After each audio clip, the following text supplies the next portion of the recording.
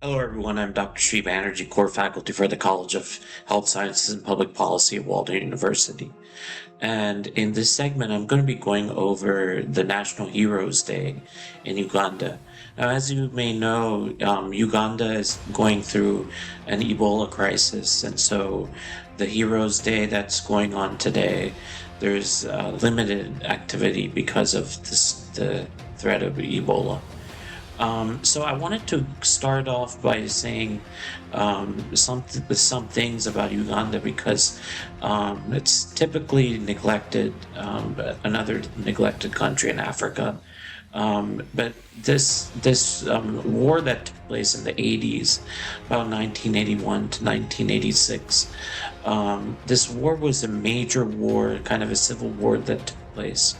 But I wanted to first go over the good things about Uganda. Of course, the capital of Uganda is um,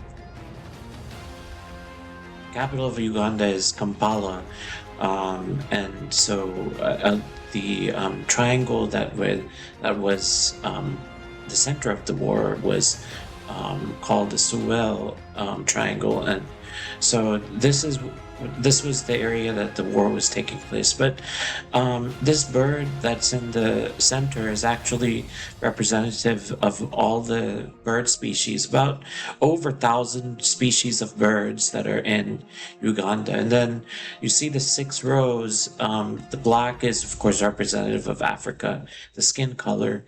The yellow is representative of the natural resources that are in Uganda, and then red represents the bloodshed that took place in the 80s.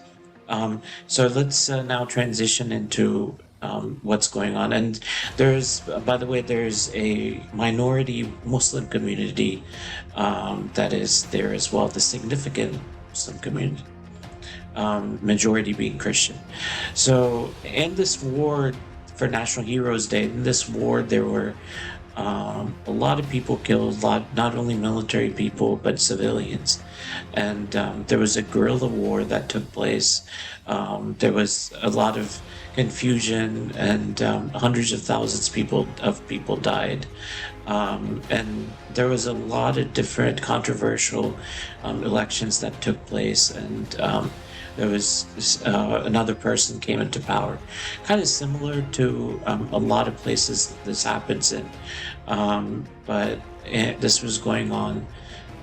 Museveni was one of the major players in this role, in this war, in this guerrilla war tactics.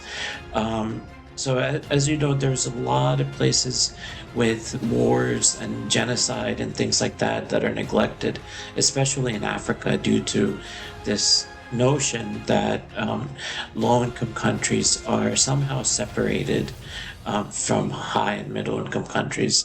And whenever there's a lot of natural resources, a lot of times people from high-income countries or governments, they take the natural resources and leave the people behind within the country. So, in summary, there's a lot going on today. Even though was festivities planned, this been canceled.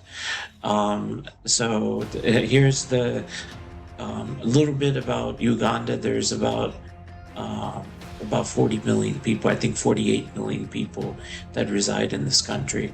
So pretty significant amount of people.